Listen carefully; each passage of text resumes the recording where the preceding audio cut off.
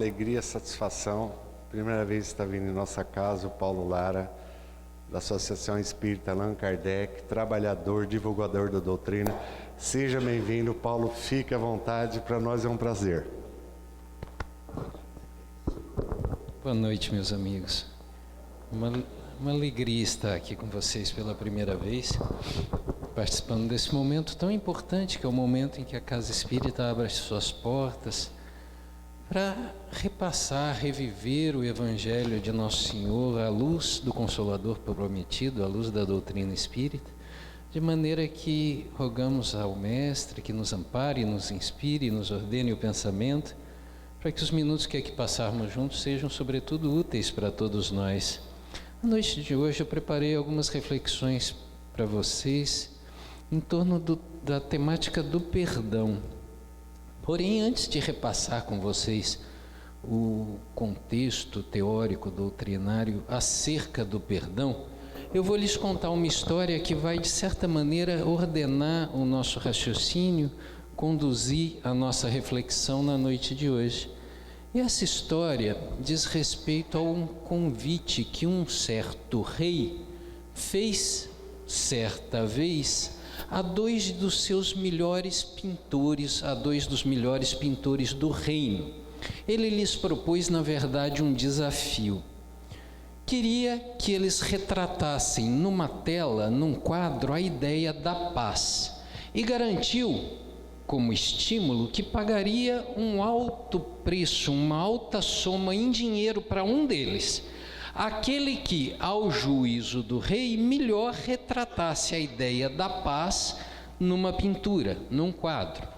Estabelecidas então as condições, no dia aprazado, os dois pintores levam as suas obras, elas estão dispostas sobre um tablado, em cima de um cavalete, parcialmente encobertas por um pano, sem nenhum sinal aparente que lhes remetesse ao autor, para que o rei pudesse exercer o seu julgamento, o seu juízo com imparcialidade. E todo o salão do reino estava repleto de curiosos para ver como iria terminar aquele desafio. A um gesto do rei, então, descerra-se a cortina que encobria a primeira tela, e um ó de satisfação percorreu o salão, porque a primeira tela retratava uma paisagem, mas era uma paisagem dessas bucólicas, campestres, uma casinha branca ao fundo, com as portas e as janelas abertas, aonde se chegava através de um caminho de terra batido, porém gramada ao derredor. Pequenas florezinhas coloridas brotando do chão compunham aquela paisagem, emoldurando a tela. Um céu azul, nítido, claro, praticamente sem nuvens no céu, permitindo entrever um sol aberto que derramava os seus raios sobre um lago límpido, sereno, tranquilo. Aquela tela era o retrato perfeito da paz para todos aqueles que a viam naquele momento. O rei então pegou a sua lupa, que é aquele instrumento através do qual os especialistas fazem o exame técnico da pintura, os traços do pintor, a combinação das cores, faz o exame meticuloso da obra, a aprova com satisfação e manda que se descerre então a cortina que encobria o segundo quadro. E quando se descerra o pano que encobria o segundo quadro, novamente um ó, uma interjeição se faz ouvir pelo salão, mas não de satisfação, agora de espanto, porque a segunda tela também retratava uma paisagem, mas de certa maneira era o negativo da primeira, era o oposto da primeira. Não mais dia claro e céu aberto, não, noite escura e tempestuosa. Raios cortavam ameaçador aquela tela, permitindo entrever uma grossa camada de chuva, uma nuvem pesada que derramava uma chuva torrencial, não sobre um lago sereno e tranquilo, mas sobre um mar agitado e revolto, que ia debater as suas ondas com violência diante de uma montanha, um rochedo escarpado e calvo que compunham aquela paisagem. As pessoas se entreolhavam espantadas, perguntando se o autor daquela pintura houvera entendido a proposta do rei. Era para retratar a paz, mas aquela tela não era nada tranquilizadora, não era nada pacificadora. O rei, então, ressabiado, pegou a sua lupa para fazer o exame meticuloso, detalhado da pintura. E ao fazer o exame técnico detalhado, eis que o rei percebeu que aquele pintor fizera constar numa fenda, numa reentrância daquela rocha, onde a água do mar ia se debater com violência, estava ali um ninho de pássaros, no qual a mamãe pássaro repousava com seu filhote sob as suas asas. E esse pequeno detalhe, meus queridos, foi o determinante para que o juízo do rei recaísse sobre a segunda pintura e não sobre a primeira, como a melhor representativa da paz. Porque ter paz, disse o rei, não é estar num lugar onde não haja problemas, onde não haja dificuldades. Ter paz é manter a serenidade do coração, a tranquilidade das emoções, ainda que diante de circunstâncias tempestuosas, ainda que diante de circunstâncias turbulentas. E essa ideia da paz estava muito bem expressa naquela segunda tela, em razão daquele ninho de pássaros. Meus queridos, essa singela história vai nos reportar diretamente as palavras de Jesus, grafadas lá no Evangelho segundo João, no capítulo 14, no verso 27 de João. Você vai encontrar ali as palavras de Jesus aos seus discípulos de então e aos seus discípulos de agora, dizendo: a minha paz vos deixo, a minha paz vos dou, mas não vou lá dou como a dá o mundo. Não se turbe o vosso coração, nem se atemorize, diz Jesus, como a dizer que há dois ideais distintos e diversos da paz: a paz como a vê o mundo e a paz como a vê o Cristo. A paz como a vê o mundo está perfeitamente bem retratada na primeira tela da nossa pequena historinha. Ou seja, quando o dia está claro, quando o céu está aberto, quando as águas estão calmas, na ausência de dificuldades, na ausência de problemas, nós estamos em paz. Ocorre que essa é uma paz bastante precária, porque é uma paz dependente das circunstâncias exteriores, é uma paz circunstanciada. E que domínio nós temos a respeito das coisas que nos são externas? Praticamente nenhum. Por mais que sejamos zelosos, cuidadosos, meticulosos com as coisas, de uma hora para outra as paisagens da nossa vida podem mudar, e aquilo que era uma vida tranquila, serena e calma, de repente pode virar de cabeça para baixo. A paz do Cristo não, é a paz representada pela segunda tela, aquela paz que lhe permitia dizer e consolar e preparar o coração dos seus discípulos amados diante das dificuldades que se avizinhavam. Porque em João 14 nós estamos no âmbito da chamada, da conhecida Santa Ceia, a última refeição que Jesus vai fazer com seu colégio apostólico reunido. Na madrugada daquela mesma noite, Jesus será entregue, preso, julgado e condenado à morte pelo Sinédrio. Na manhã do dia seguinte, ele vai ter aquela pena confirmada pelo pretório. Ao meio-dia ele vai ser crucificado, às 5 horas da tarde estará morto, de acordo com a cronologia que a teologia tradicional nos oferece acerca da paixão do Cristo, e ele sabia disso. E não obstante soubesse disso tudo, estava sereno, estava tranquilo, estava em paz e ainda preparava o coração dos seus queridos discípulos para os percalços que adviriam. Isso porque você lerá lá em Lucas, no capítulo 17, nos versos 20 e 21, quando os fariseus vêm perguntar a Jesus acerca do reino dos céus, aonde ficaria, como se faria para adentrarmos, para pertencer àquele reino. Jesus então vai dar uma resposta interessantíssima, cabal e definitiva a respeito do tema, dizendo: debalde procurareis o reino dos céus aqui ou acolá, porque o reino dos céus não vem com circunstâncias exteriores, o reino dos céus está dentro de vós. Como a nos dizer então que nós podemos nos encontrar aonde quer que nos encontremos, habitar como habitamos, um mundo escola de expiação e provas, como Allan Kardec vai definir didaticamente o planeta Terra no capítulo 3 do Evangelho segundo o Espiritismo. Mundo escola este que, por essa mesma circunstância, por haver a prevalência do mal sobre o bem na natureza moral evolutiva média do seu habitante, os quadros mais comuns da vida humana são os quadros tempestuosos, são os quadros turbulentos. No entanto, nós podemos passar bem pelas dores provacionais e pelos sofrimentos expiatórios, se e quando começarmos a desenvolver o reino dos céus dentro do coração, porque céu ou inferno, paz ou tormento são aquisições da alma que nos compete erigir no íntimo de cada um de nós. Meus queridos, André Luiz vai nos contar no livro Missionários da Luz, extraordinário livro, o terceiro livro da série A Vida no Mundo Espiritual, livro no qual André passa uma semana numa casa espírita observando os trabalhos e depois vem relatar para nós a sua experiência. No capítulo 19 desse livro, o penúltimo capítulo, nós vamos encontrar André Luiz numa câmara de passes, e ali,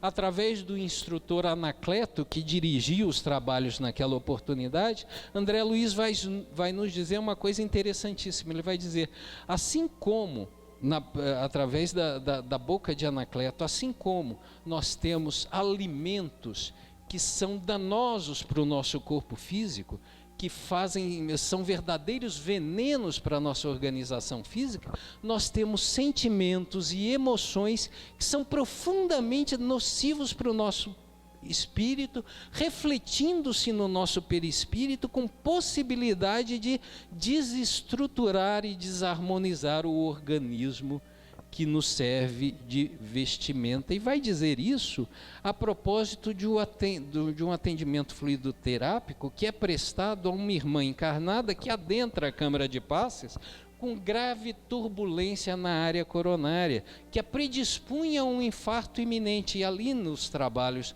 de fluidoterapia, aquelas energias destrutivas, deletérias, em torno da região do coração são dissipadas.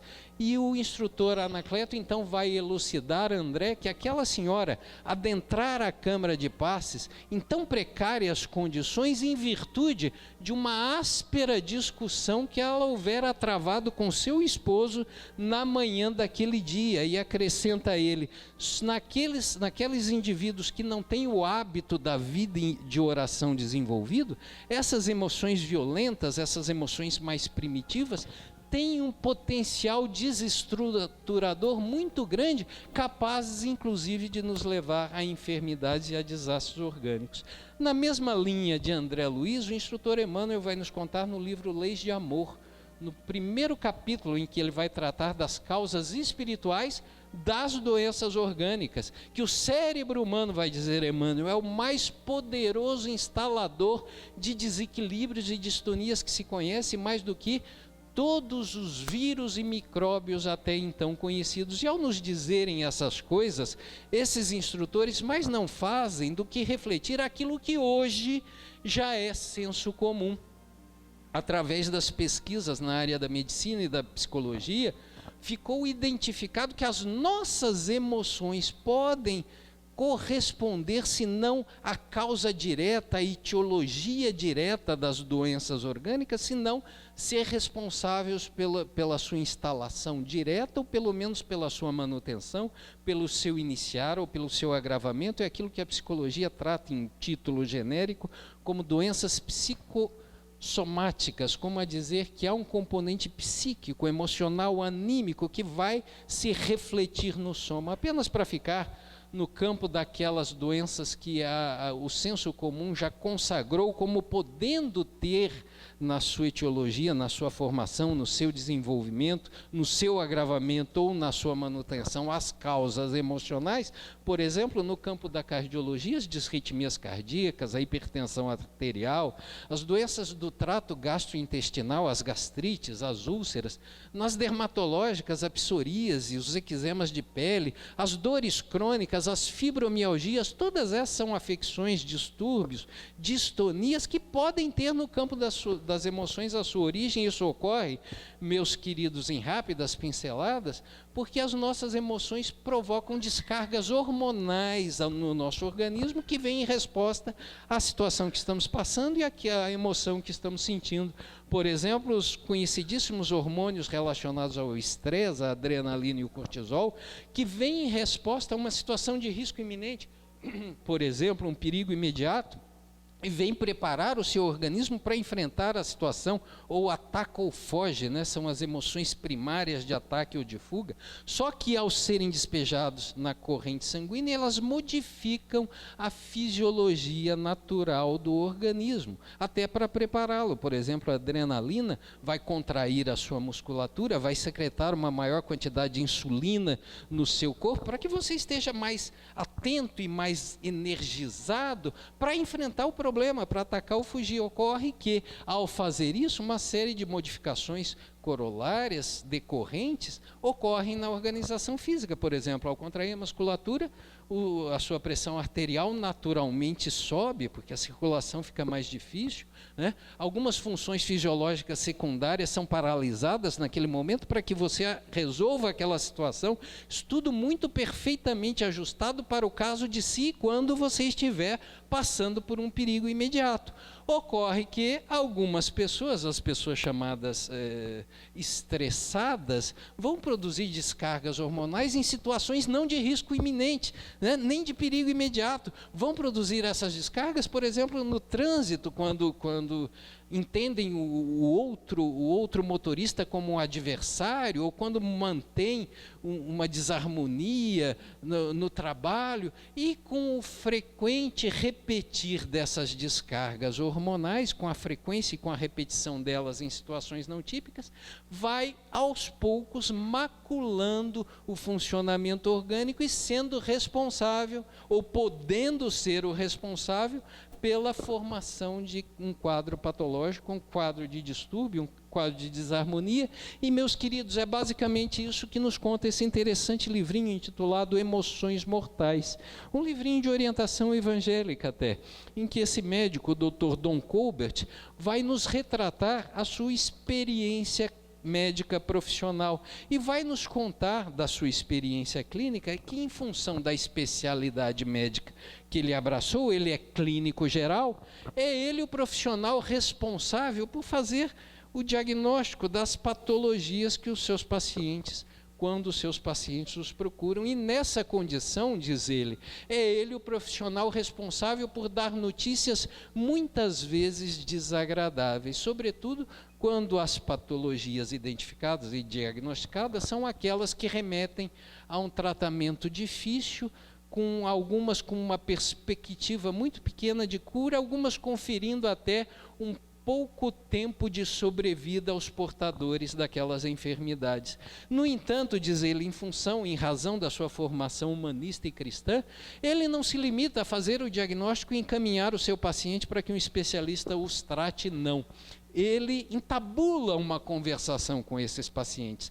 E nesse dialogar, vai dizer ele e seus pacientes são capazes de identificar que meses ou mesmo anos antes daquela doença se manifestar, aquelas pessoas foram submetidas a uma experiência fática, emocionalmente muito difícil, muito traumática elas passaram, mas até aqui nada de novo, nada que eu já não tenha falado, citando André Luiz, Emmanuel e as pesquisas médicas e psicológicas.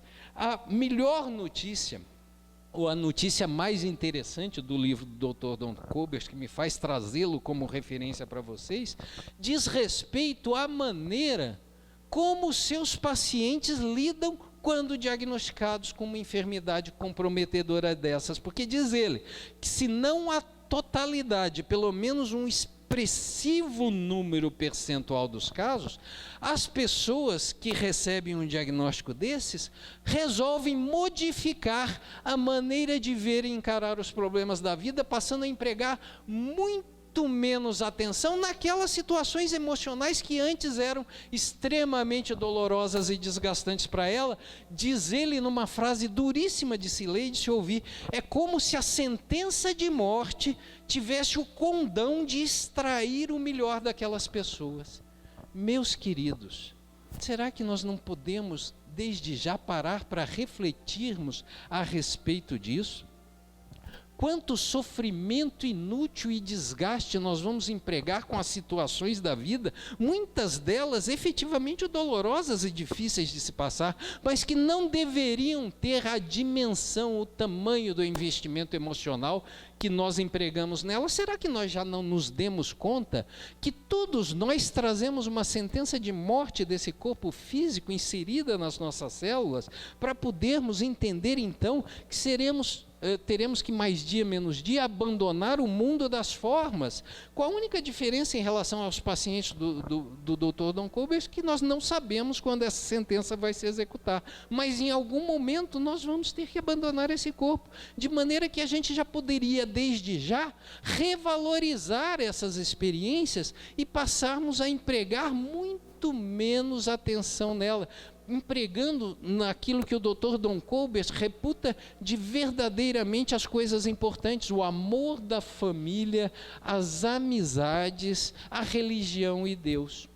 E aí, para nos falar dessas emoções mortais, o Dr. Don Colbert fala a respeito de um complexo, uma tríade emocional que ele reputa altamente nocivo para a organização fisiológica, diz ele, digo eu para vocês, também para o nosso espírito imortal, altamente nocivo. E ele vai falar das mágoas, dos rancores e dos ressentimentos.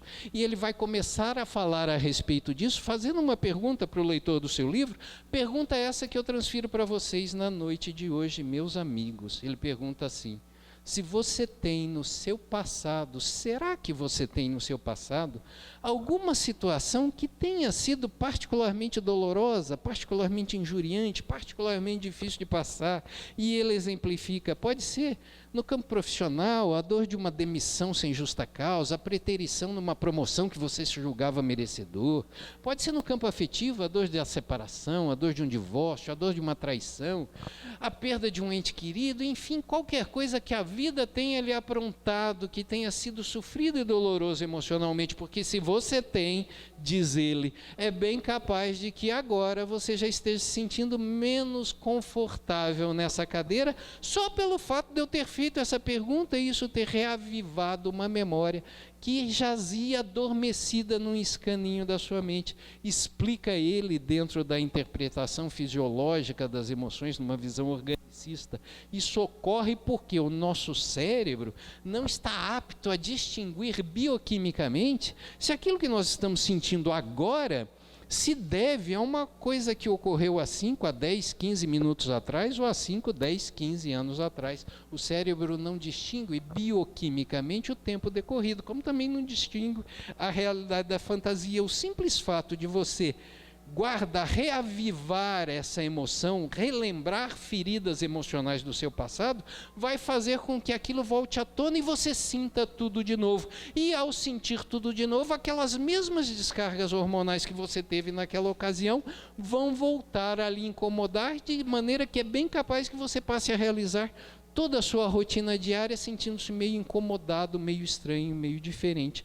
O que ocorre, meus queridos, com a maioria de nós que temos no nosso passado situações dolorosas e sofridas pela mesma e básica razão de que vivemos no mundo de expiação e provas, então isso é mais ou menos uma constância para a humanidade. O que ocorre é que a maioria de nós sofre com essas circunstâncias por algum tempo, até que dali a pouco, com o passar das horas, com o renovar do dia, com o percorrer da vida, essas emoções vão perdendo a força sobre nós, até que elas não passem de um incômodozinho distante de um passado remoto. Ocorre que algumas pessoas não superam essas dores emocionais. São as pessoas que guardam as mágoas, os rancores, e essas pessoas são aquelas ditas ressentidas, vão sentir dia após dia, após dia, após dia, a dor da demissão, a dor da perda, a dor da separação, a dor do divórcio, e dia após dia, após dia, após dia, vão fazer despejo desses hormônios no organismo, e que ao fim e ao cabo poderão, não é de se estranhar que no futuro isso possa vir a desencadear uma patologia, uma enfermidade, um desequilíbrio orgânico. As pessoas ressentidas, a palavra ressentida, aliás, é quase autoexplicativa, e ela vai dizer dessa possibilidade de você sentir de novo, sentir aquelas dores, né? A pessoa ressentida, ela tem por hábito, quase inconsciente, cultivar a dor, e ela cultiva a dor cultivando a memória do fato. A pessoa ressentida ou magoada está muito bem representada naquele seu amigo que você não vê há muitos anos. E ao reencontrá-lo, dirige a ele aquela protocolar pergunta social: e aí, meu querido, tudo bem? E ele vai te dizer: tudo bem, nada. Minha esposa me abandonou, meu chefe me demitiu, perdi meu emprego. Você vai falar: nossa, cara, desculpa, eu não sabia, quando foi isso? Ele vai falar: tem uns 10 anos. Pois é, tem uns 10 anos, e a primeira coisa que ele se lembra de reportar a você são aquelas dores que ele não superou, porque ele vive cultivando essa memória, e ao cultivar essa memória, ele inconscientemente, ele retira aquela camada de cicatrização que o tempo e o renovar da vida poderia fazer e cauterizar aquela ferida. Ele está sempre relembrando aquilo e segue pela vida sangrando. Sangrando é o título de uma belíssima música do cantor e compositor Gonzaguinha, prematuramente falecido num acidente automobilístico, em que num determinado estrofe dessa canção, ele retrata com perfeição a personalidade da pessoa ressentida ou magoada. Ele cantava mais ou menos assim: coração na boca, peito aberto, vou sangrando, são as dores dessa minha vida que eu estou cantando. A pessoa ressentida é assim, ela carrega o coração na boca, o peito em chaga viva, sai pela vida sangrando, cantando e contando as dores da sua existência que ela não consegue superar. E é bem capaz, meus queridos, que nessa altura do nosso bate-papo você tenha se identificado ou identificado alguém das suas relações como sendo uma pessoa mais ou menos assim, e objete em desfavor disso: Paulo, eu sou assim, mas eu não sou assim porque eu quero, eu não sou assim porque eu gosto, eu não gosto de sofrer. E é bem verdade, eu acredito em você.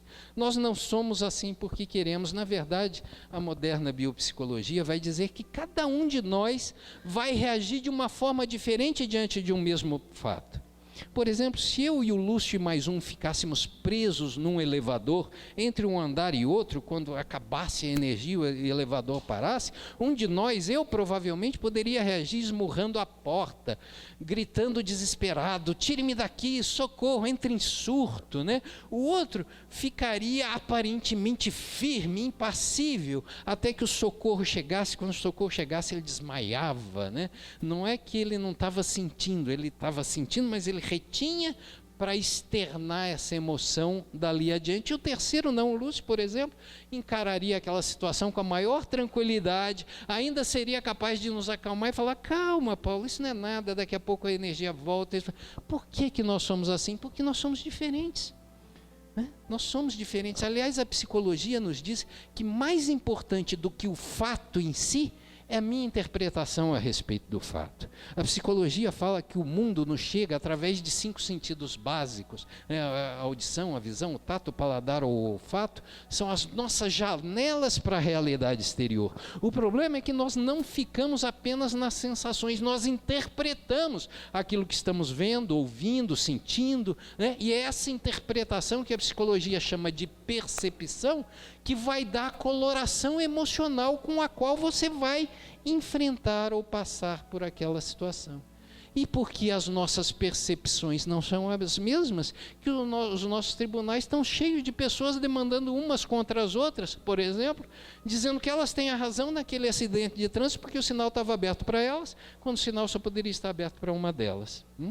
Mas por que as nossas percepções são diferentes? Porque nós somos diferentes.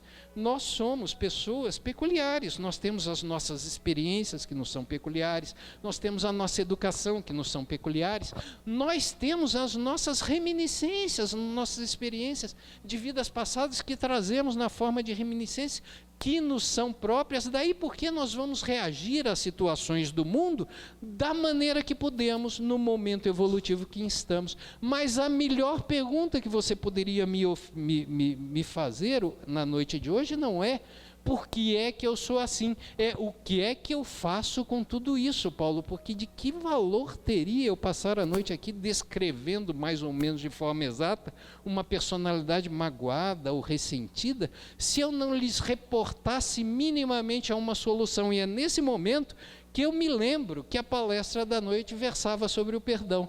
E é nesse momento que a palestra começa, né? Até agora eu só fiz chamar a atenção de vocês para o problema. Porque a melhor receita que eu poderia dar para vocês, sobretudo de alto de uma tribuna espírita cristã, é o entendimento do perdão, não como uma mera recomendação de Jesus, se é que alguma recomendação de Jesus possa ser chamada de mera, mas é o entendimento do perdão como lei da vida, porque Jesus foi mais profundo na questão do perdão. Isso não invalida, meu querido, se você se sente já vítima dessas emoções descontroladas, que você busque o auxílio especializado de profissionais da área da medicina, da psiquiatria, da psicologia, da psicanálise. Não, você pode e deve buscar. O que eu estou lhes dizendo é o seguinte: se você não entender o perdão dentro do contexto das relações interpessoais humanas, você vai ficar só tomando remedinho para tratar os sintomas. E eu gosto de começar a falar de perdão para vocês, não a partir de Jesus, mas a partir do apóstolo Paulo. Porque o apóstolo Paulo tem uma receita de extremo bom senso emocional na carta aos Filipenses. No capítulo 3, nos versos 13 e 14, Paulo vai dizer aos seus amigos de Filipos, na Grécia, mais ou menos assim: irmãos, uma coisa eu faço, diz Paulo.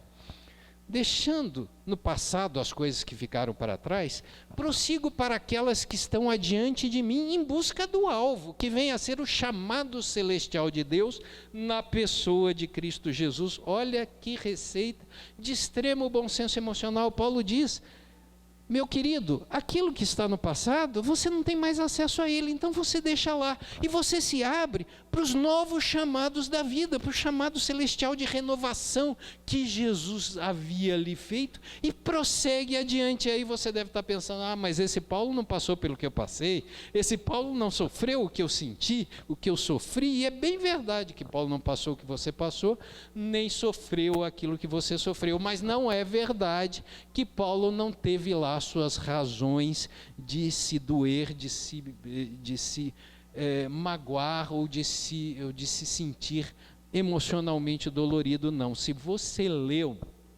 o extraordinário livro histórico espírita Paulo e Estevão, que com certeza tem ali naquela livraria, se você não leu, compre imediatamente para lê-lo.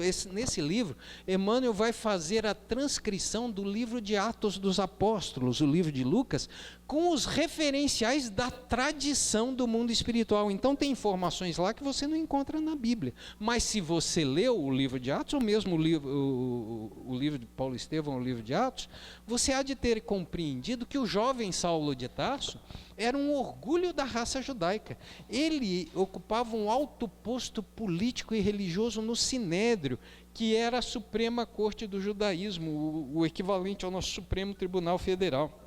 E Paulo estava cotado para ser o sucessor do grande Gamaliel, um grande expoente do judaísmo da época, cultuado e venerado até hoje. E Paulo, dentro da pureza de suas convicções na Torá, Paulo perseguia os seguidores da seita do Nazareno, que ele entendia ofensivas a Moisés, ao judaísmo e à Torá. Como você não desconhece, na estrada de Damasco, Paulo se converte a Jesus. O que talvez tenha ali passado despercebido é que, ao converter-se a Jesus, Paulo perdeu tudo. Absolutamente tudo. Ele começou perdendo o cargo político e religioso que ele detinha no Sinédrio. E ao perder o cargo político e religioso, ele perdeu dinheiro. E ao perder o cargo e perder dinheiro, ele perdeu influência. E ao perder cargo, dinheiro e prestígio, ele perdeu os amigos. E ao perder isso tudo, a vida não satisfeita ainda fez com que o pai de Paulo, a família de Paulo, não o aceitasse e o pusesse para fora de casa, porque o pai de Paulo foi incapaz de compreender aquela súbita conversão dos filhos. E perdendo todas essas coisas que Paulo tinha, naquele momento Paulo não ganhou nada, porque Paulo vai convertido já em busca de Pedro, em Jerusalém, na casa do caminho, em busca de aceitação, o Paulo já convertido, e Pedro fraternalmente o ouve, cristamente o ouve, mas prudentemente não o acolhe ali com eles, porque Jerusalém vivia um momento de extrema tensão. Estevão acabara de ser apedrejado por ordem do próprio Paulo. Então Pedro prudentemente pede que o apóstolo Paulo, que viria a se tornar o apóstolo Paulo, a guardar-se um tanto distante deles. E eu não sei, meus queridos, se isso para você seria bastante para você se chatear. Mas se Paulo fosse dado a ser uma pessoa que guardasse mágoas, rancores e ressentimentos, talvez isso fosse mais do que o suficiente para ele se sentir a mais infeliz das criaturas, o mais desditoso dos seres, recusado por todos e não fazer mais nada. E se Paulo não fizesse mais nada em nome das mágoas e dos rancores daqueles momentos que ele passou, não teria sido ele responsável, como foi, pela universalização dos ensinamentos de Jesus, por tirar os ensinamentos da Boa Nova da estrita região fronteiriça geográfica da Palestina ao tempo de Jesus e levado até o mundo ocidental. Porque Paulo, não encontrando acolhimento em Jerusalém entre os seus irmãos da raça, Paulo vai levar o evangelho aos gentios. E de maneira que hoje é cabível uma discussão teológica acerca de quem teria sido a figura mais importante do cristianismo depois do Cristo, se Pedro ou se Paulo, mas isso só é possível ser travado hoje porque Paulo não guardava rancores e aplicou em si mesmo aquele conselho que ele dá na Epístola aos Filipenses. Partiu para os outros objetivos da vida. Meus queridos, e mais um detalhe a respeito dessa interessantíssima carta. Aliás, as cartas de Paulo, Emmanuel vai dizer lá no livro Paulo Estevão, que você vai comprar e ler, começar a ler ainda hoje. Emmanuel vai dizer lá que as cartas de Paulo são verdadeiras psicografias do pensamento de Jesus, que lhe são repassadas através do espírito de Estevão. Razão pela qual ali tem coisa muito importante que nós podemos conhecer. Ocorre que essa epístola em particular, aos Filipenses, Paulo a escreve por volta do ano 65 ou 68 depois de Cristo, e naquele momento, essa epístola é tida como epístola à alegria. Paulo está exultante, está pleno de bons conselhos para os seus amigos, só que naquele momento Paulo estava preso. Olha só que coisa interessante que nos remete ao início do nosso bate-papo, né? Circunstâncias externas devastadoras, Paulo estava preso. Circunstâncias internas absolutamente renovadoras, porque Paulo chega a dizer ali no começo da sua carta livre, para ele tanto fazia continuar preso ou estar solto, porque se preso ele ficasse, continuaria pregando as boas novas do reino para os seus amigos de cela, para os guardas que o quisessem ouvir. Se ele saísse da prisão, ele continuaria fazendo a mesma coisa. Então para ele tanto fazia a circunstância exterior. Céu ou inferno estão dentro de nós, paz ou tormento estão dentro de nós. Mas Paulo só pôde agir dessa maneira porque ele já tinha tido acesso aos primeiros escritos de Levi, que já rodavam ali em Jerusalém. E ali, hoje, na formatação que a Bíblia Ocidental recebeu, você vai ler ali no capítulo 18 do Evangelho segundo Mateus, nos versos 21 ao 35, o profundo ensinamento acerca do perdão que Jesus nos oferece.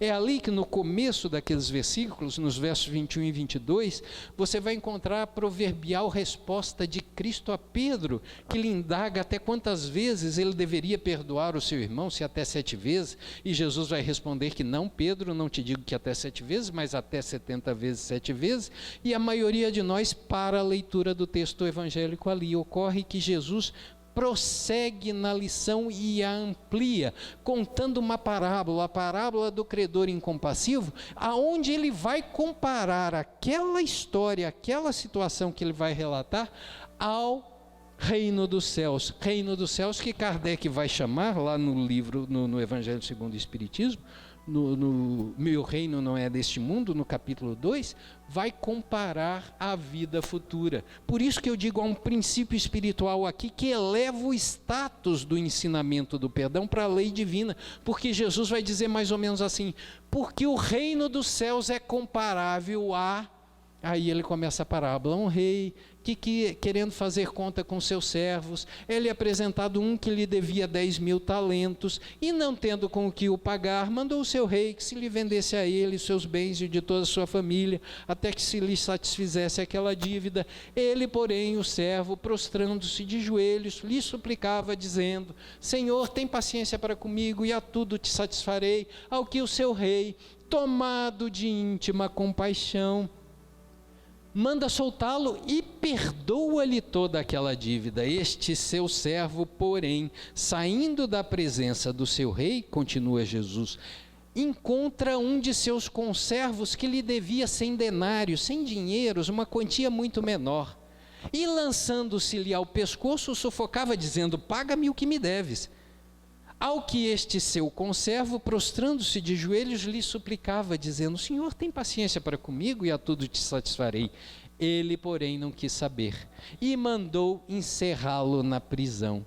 Os demais conservos, vendo a cena, foram levar notícias do ocorrido ao seu rei, que, contrariado, chamou-o à sua presença e passou-lhe uma descompostura, dizendo: servo malvado, não te perdoei eu uma dívida muito maior, porque tu me suplicaste? Não deverias, pois, tu ter tido também de misericórdia para com o teu irmão? E, contrariado, entregou-o aos atormentadores para que o lançassem na prisão, de onde não sairia até que pagasse o último centavo. E termina Jesus a parábola dizendo: assim também meu Pai que está nos céus fará, se vocês mútua e reciprocamente não se perdoarem a cada um as suas ofensas, estabelecendo então que o perdão atende a um princípio espiritual eterno e imutável como o próprio Deus, que é o princípio da reciprocidade misericordiosa, com o qual nós devemos entabular as relações da vida, as relações do mundo, sobretudo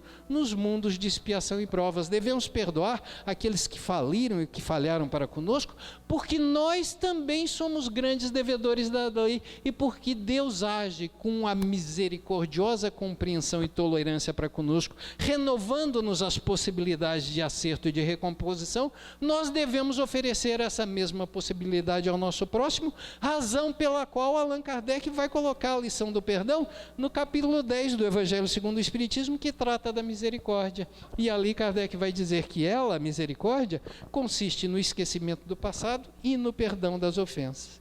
E é nesse ponto, meus queridos, que muitas vezes as pessoas confundem na leitura apressada das obras básicas e vai entender que perdão e esquecimento são sinônimos, quando na realidade não são. Não são pela bela, pura e simples e justa razão que a memória é um atributo inalienável do espírito imortal. Sem a memória, nós não progrediríamos. Então, não é que você vai sofrer uma súbita amnésia se quando resolver perdoar.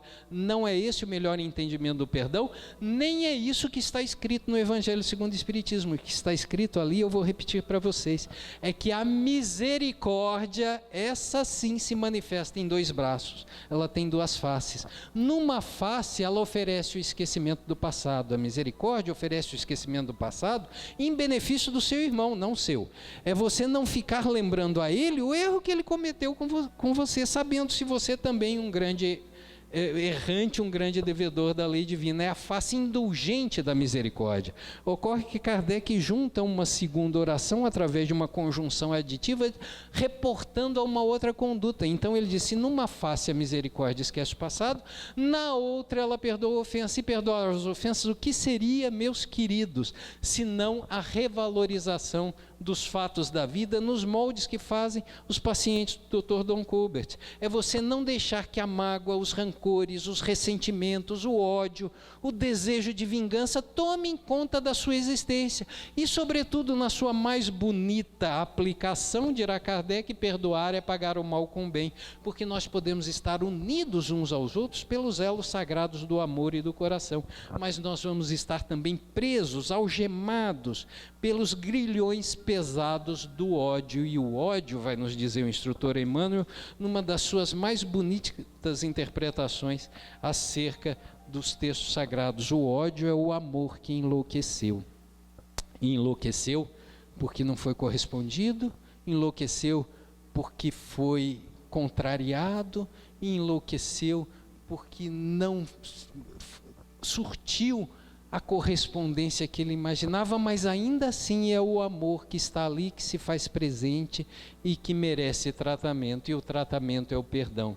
E nós, meus queridos espíritas, temos mais uma razão para vivenciarmos o perdão, uma razão de fundo filosófico, nem religioso é, nem moral é. Essa razão de fundo filosófico vai dizer que nada existe na sua vida que possa lhe ocorrer que seja injusto ou imerecido, que não tenha um bom propósito e uma boa razão de ser.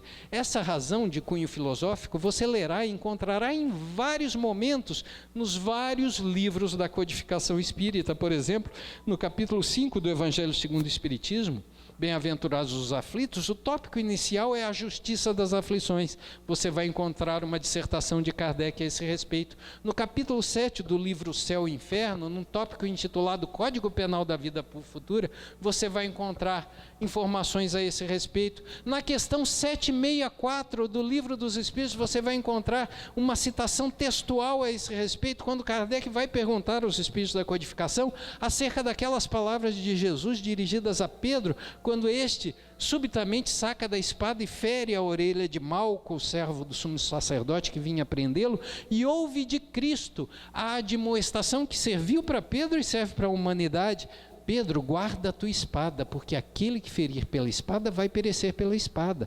Ao que Kardec, inspirado perguntador e arguto pensador que era, vai inquirir: mas essas palavras de Jesus não são a consagração da pena de talião? E os Espíritos da Codificação vão confirmar que sim, pena de talião.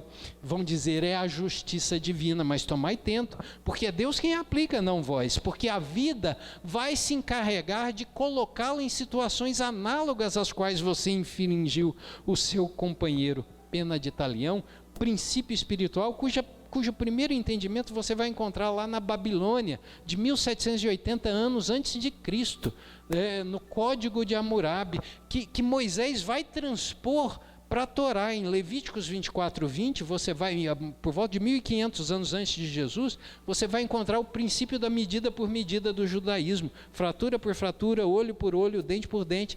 Pena de talião que a doutrina espírita vai revisitar com outro título e com um entendimento mais ampliado como lei de causa e efeito.